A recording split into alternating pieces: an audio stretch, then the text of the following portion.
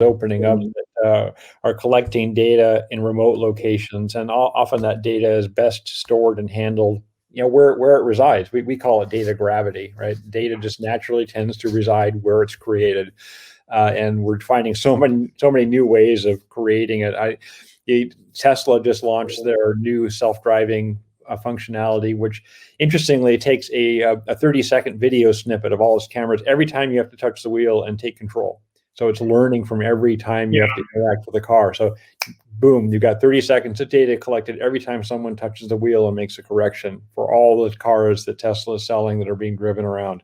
So just think about what that is doing in terms of data collection remotely, and how that's going to be generating new information in the field that we want to process and analyze.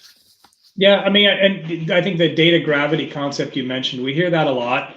Some of it is also driven by, I mentioned this earlier, this residency requirements, right? For better or worse, I'm not really here to comment on why, but increasingly around the world, governments and industries are choosing to pass, laws and regulations that require the data stay local. And I put it in quotes because local is defined, it could be inside the EU, it could be mobile betting, right? For all these, it's being legalized right around the world. This kind of iGaming is the industry, except that all the places are saying, your compute and storage have to be in my city, or sometimes even in a specific data center.